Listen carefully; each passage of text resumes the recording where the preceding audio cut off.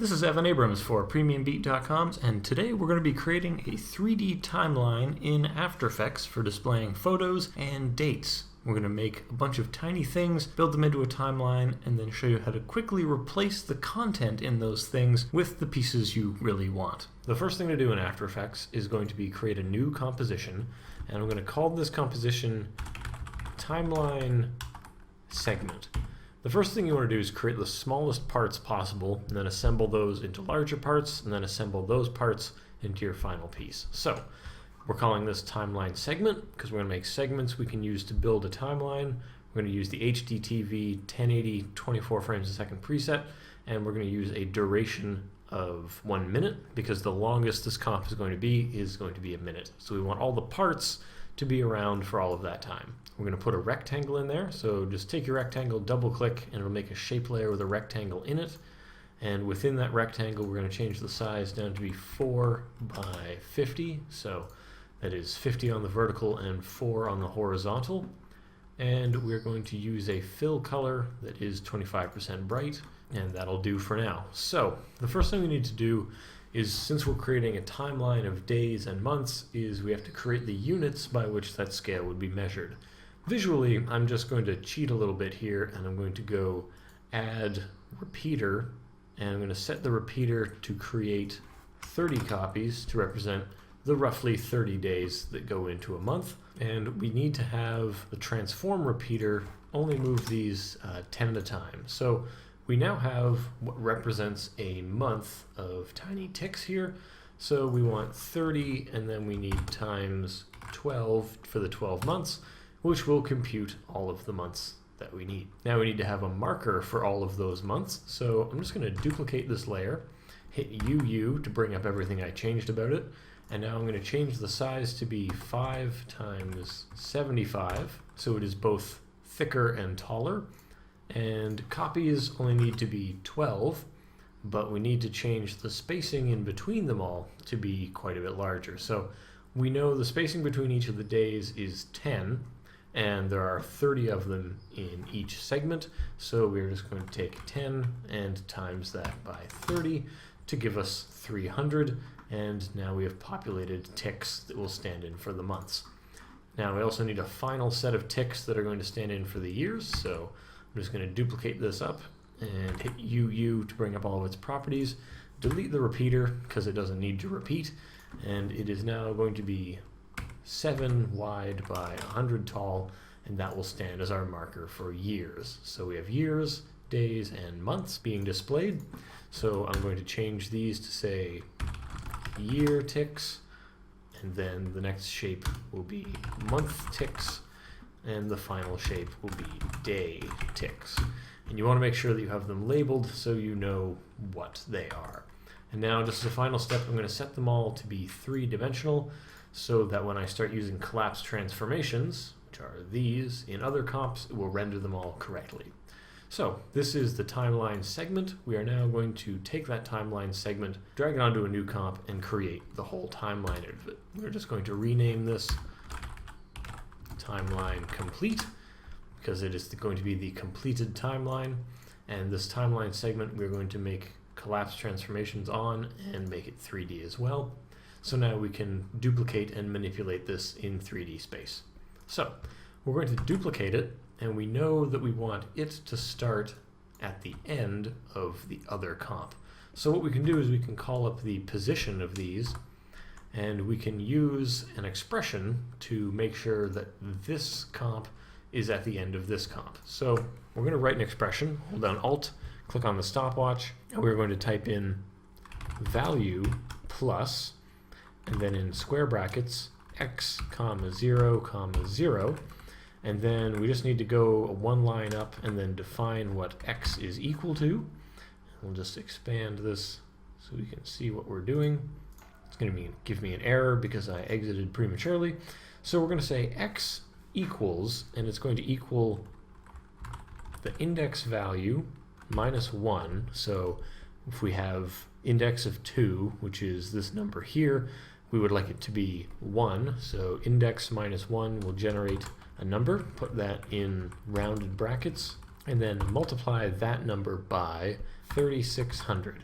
And it's 3600 because we have 12 months, and each of those is spaced out by 300, so the total length of this thing is actually 3600 units. So you can see by accepting that it pushes this to be at the end of the other one. So now you just duplicate as many of those as you need.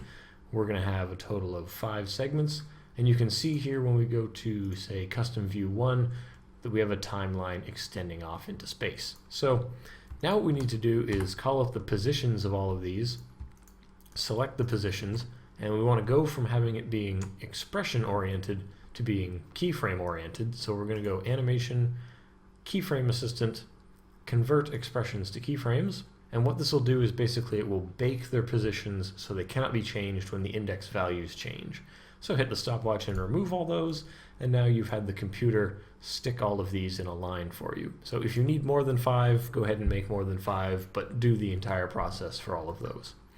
So this is the timeline completed, but now we need to put elements on the timeline. So we're going to need to create a marker that indicates where the years are, and we will need to create a frame in which we can put content. So I'm going to create a new comp. I'm going to call this marker, and hit OK. And in the marker comp, I'm just going to make a simple rectangle. So make that rectangle by double clicking again, open up its properties here. I'm going to change it to be something like 500 by 250, or maybe even 500 by 100. So we'll create a small marker. And then inside that, we are going to also create a polygon. And then this polygon we are going to change into being a triangle. And now we're just going to go ahead, change its rotation to 90 degrees, and bring the outer radius down, and we'll just align it to be correctly situated here as a point coming off of this rectangle. So you might want to go in there, just get really close to it, and do some fine adjustment of these things. So you have this path here, and go ahead and zoom in and use the arrow keys to nudge it into place so that there are no erroneous pixels, and that looks good. So the next thing you want to do is just use its anchor point to align it in the center, and we'll do that by calling up the title and action safe, and then we'll just adjust the anchor point here until it comes to rest on the point of this object, so everything will be in reference to the center of this comp. Now we'll go back to the timeline here, and we'll just install the marker out there somewhere. So we have the marker out there. We want to change its color to perhaps be a fuchsia, and we're going to make it 3D, and now we will go in and we'll position it somewhere that we want it. So we're going to take this and we're going to parent it, say, to the second timeline segment, so the next one along.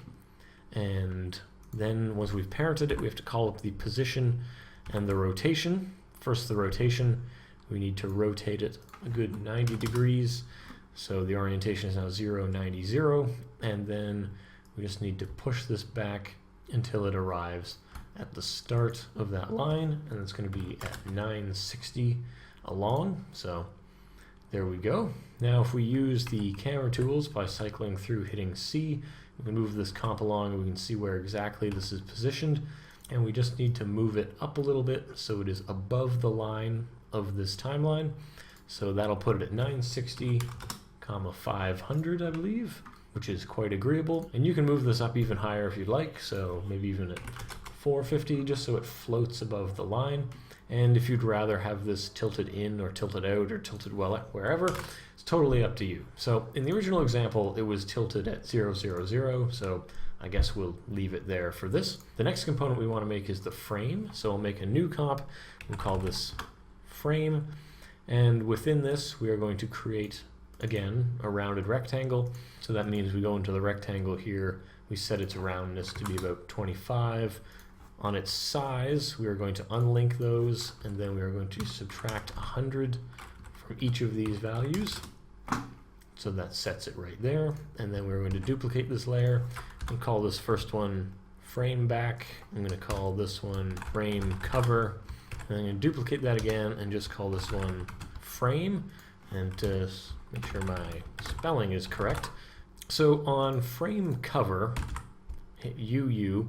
I'm going to subtract 100 from these values again, just to bring it in, and we're going to give it a stroke of 10, and we're going to leave it with a fill, so that's okay.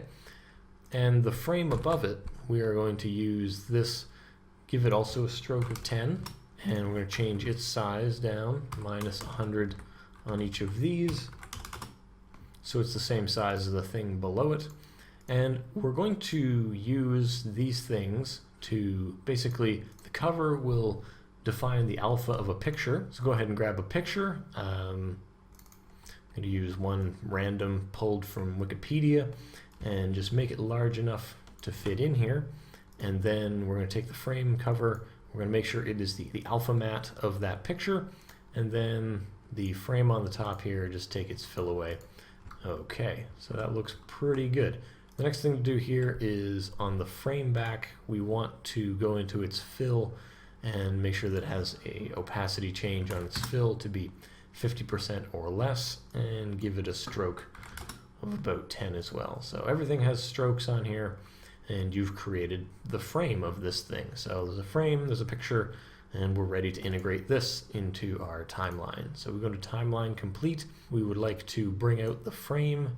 Let's just place it above everything, and we're going to make it 3D. And now we need to position it basically where the marker is. So we're going to take it and we're going to parent it to the same layer, and then we're going to call up its position and rotation. I'm going to put 960, and the orientation, put 90, so it's oriented correctly there. And now we're going to use the anchor point to shift this all the way out. So we're just going to set it at 0, and then we'll have to adjust this as we go. So we basically have our first pieces out on the timeline, and we'll just change the color so that we know what they are. So timeline elements you see here are all this sandstone, and then we have an orange and a fuchsia. We're going to now take this timeline complete, drag it onto a new comp, make these 3D and collapse its transformations, and then set it to be the active camera. And we're going to create a new null object and a new camera, and we're going to make it a 50mm preset, and we're going to go with 2 on the f-stops and give it a blur level of 200%. And we're going to take the camera and we're going to parent it to the null object. The null object we're going to use to move the camera along the timeline. The null object is already in line with the timeline, so all we have to do is call up its position, make it 3D, and now we can use this to direct where the camera is. So we're going to keyframe the position and rotation of this camera, making its starting position at 0 and orientation at 0. Go ahead, say 50 or so frames, and we're going to set a new position of it, which will be ahead 3600, and it will be rotated, and it will be rotated negative 45 degrees. In fact, you might want to rotate it more or less. We're going to go with, in fact, just put a 300 in there. And now we're going to use the camera's position to move it further away or closer to that null object. So we're just going to move back a bit, continue moving back. Then we're going to move up and down or to the side to get everything we want in frame. So right there. So we can see that as we animate that along, everything moves and rotates and comes into view. So that is so far so good. So now we're going to have the camera hang out there for another 50 frames, set a keyframe for the position, and then we're going to move ahead another bunch of frames and set a new keyframe by adding to the 3600 here. So we just take this value and we go plus 3600, because we know that is the distance to the next stop, or however you've mathematically calculated that out to be. And now we need to add content here that we're going to be looking at as well. So you can go into the timeline, and since you already know everything's well framed up outside, we're just going to duplicate the frame and marker, shift them to be under the other frame and marker, and we're going to set them to be parented to the next layer down, basically. And now we're going to go into their position and then change these to be 960 again, which will fit them correctly right where they need to be here. Now, in order to go through and complete the rest of the timeline, you're just going to be duplicating the same steps that you already did.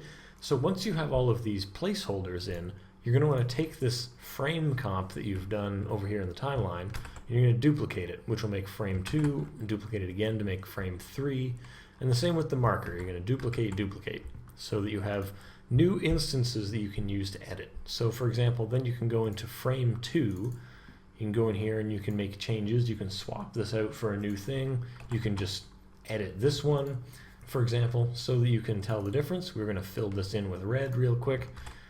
And then we go back into the timeline. We go into frame, and we want to change this to be frame 2. Well, hold down Alt, and after you've selected both these things, click and drag, and then you've changed the one into the new one. So then when we go back and we look at the final here, we've made that change, and now that is the new thing.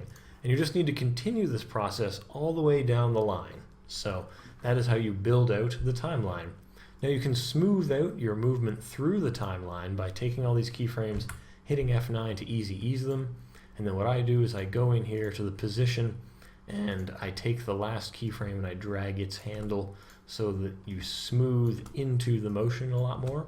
So it accelerates hard off the get-go and then moves slowly into it. So these are the basic methods and techniques by which you will create a 3D timeline.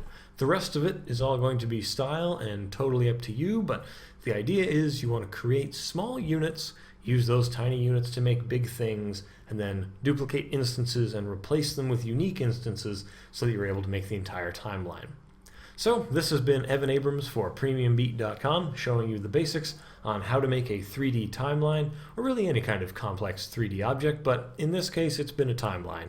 Hopefully you found this helpful, and come to PremiumBeat.com and check out our blog for all sorts of tips and tricks in After Effects and other programs, and of course come to Premium Beat for all of your royalty-free music and audio effects, because really no timeline is complete without excellent music and a whooshing sound when you go between eras. So again, I'm Evan Abrams. Thank you so much for watching, and I'll see you next time. If you subscribe, which you should, because there's new stuff coming from Premium Beat all the time. Thanks a lot, and have a nice day.